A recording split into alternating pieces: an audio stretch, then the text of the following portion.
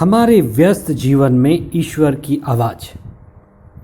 17वां सामान्य सप्ताह 28 जुलाई 2021 बुधवार, संत अल्फोंसा का पर्व। पहला पाठ निर्गमन ग्रंथ अध्याय 34 पद संख्याएं 29 से 35 तक, और संत मत्ती का सुसमाचार अध्याय 13 पद संख्याएं 44 से 46 तक।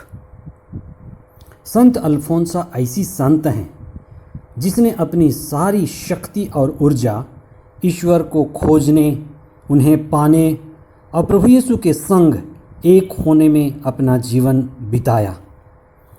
उनके जीवन में एक के बाद एक बीमारियां आती रहीं। उन्होंने बीमारियों को स्वीकार कर जीना सीखा। दुख और पीड़ा के कठिन समय में भी उनके आध्यात्मिक उत्साह में और प्रभु के प्रेम में कभी कमी नहीं आई, लेकिन वे दुगना उत्साह के साथ प्रभु के प्रेम में और प्रार्थना में जीवन में प्रगति करती चली गईं। बीमार होकर भी वह सकारात्मक रहती थीं और खुद को हर स्थिति में ईश्वर की कृपा की ऊर्जा से भरी रहती थीं। बीमारी के कारण संसार के लिए वह अनुपस्थित रहती थीं, लेकिन हमेशा ईश्वर की उपस्थिति में बनी रहती थी। वह अपने प्रेमी प्रभु की मैत्री और घनिष्ठता बढ़ाने के लिए हमेशा प्रार्थनामय स्थिति में रहती थी। बीमारी से गुजरते हुए जो भी ऊर्जा उनके पास बची थी, उन्होंने उसका पूरा सदुपयोग किया। लोगों की मध्यस्थ प्रार्थना के लिए प्रभु के पास हाथ जोड़ती रही, प्रभु के पास अपना सिर झुकाती रही।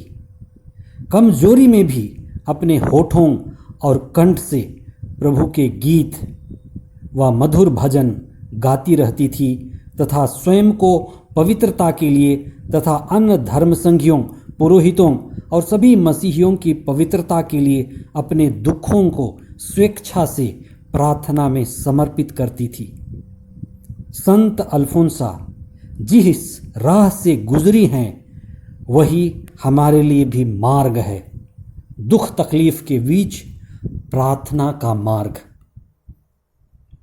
आए दिन पुरातत्व विभाग यह खबर प्रकाशित करती रहती है कि खुदाई के दौरान भारी खजाना मिलने की संभावना है या किसी जगह विशेष में भारी खजाना छिपाया गया है।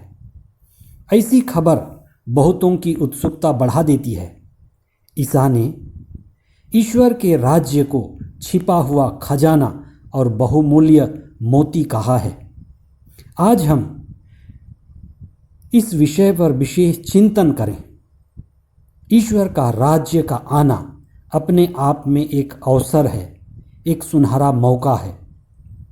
हम यही चाहते हैं कि हम सुखद, शांतिमय और स्थायी सुख और सच्ची खुशहाली पा सकें। इसे हम स्वर्ग का राज्य भी कहते हैं, जीवन का लक्ष्य कह सकते हैं, ईश्वर में परम आनंद का जीवन कह सकते हैं या आत्मापूर्ण जीवन कह सकते हैं। कोई व्यक्ति यदि सरकारी नौकरी पाना चाहता है तो वह बड़ा सजग होता है, जागृत होता है। चौकन्ना रहकर वह नौकरी में प्रवेश करने की तैयारी में जुटा रहता है और वैकेंसी के अवसर की प्रतीक्षा करता रहता है। आज सच्चे मायने में अच्छी सरकारी नौकरी पाना भी खजाना खोजने जैसा ही है। सुसमाचार के मुख्य अंश। ईसा का राज्य खेत में छिपे हुए खजाने के सदृश है, जिसे कोई मनुष्य पाता है और दोबारा छिपा देता है। जब वह उमंग में जाता है और सब कुछ बेचकर उस खेत को खरीद लेता है। फिर स्वर्ग का राज्य उत्तम मोती खोजने वाले व्यापारी के सदृश है। एक मूल्यवान मोती मिल जाने पर वह जाता और अपना सब कुछ बेचकर उस मोती को मोल लेता है। पुराने जमाने में लोगों का जीवन अधिक स्थायी और सुरक्षित नहीं था जितनी आज है। अधिकांश समय युद्ध का डर बना रहता था। युद्ध लड़े जाते थे और लाखों लोग मरते थे। और जीने वाले जो बच जाते थे वे भी तितर बितर हो जाते थे, और विशेष करके जीतने वाली सेना राज्य के सभी खजाने को लूट लेती थी। आम जनता भी तितर बितर और विस्थापित हो जाती थी। इसीलिए लोग अपना खजाना सुरक्षित जगह पर जमीन में खोदकर गाड़ देते थे, छिपा देते थे। क्या जाने छिपाने वाला युद्ध में ही मारा गया हो या तितर बितर में कहीं बिखर गया हो। अतः यह रहस्य बना रहता है कि कहाँ कितना खजाना छिपा होगा। इसीलिए खजाने को खोजने और पाने में बड़ा उत्साह मिलता है। दृष्टांत में ईसा ही वह खजाना है, ईसा ही सत्य, मार्ग और जीवन है जिसे हम पाना चाहते हैं और जिसे पाने के लिए यह जिंदगी मिली हुई है। जक्कैयुस ने पाया, संत मती ने पाया, संत मेरी मैगदलेना जैसे कई लोगों ने सद्गुरु ईसा में संपूर्ण जीवन का खजाना और बहुमूल्य मोती पाया। बहुमूल्य मोती यानी सदा के लिए बना रहने वाला आनंद, सत्य और चेतना, जो परम सुंदर और आकर्षित करने वाला है। ईसा ही वह बहुमूल्य कीमती मोती है जिसे पाने के लिए हमें पूर्णतः खाली करना पड़ता है। अहंकार, हिंसा और सारे बंधनों को जलाना पड़ता है।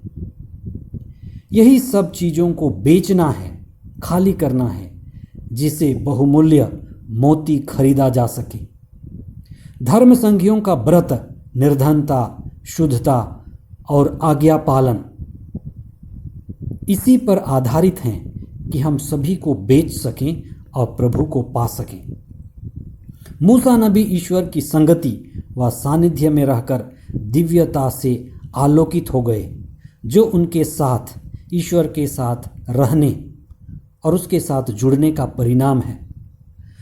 वह उसी तरह से अच्छाई और बुराई की ओर झुकता व रूपांतरित होता है जैसे मूसा नबी का जीवन और चेहरा बदल गया।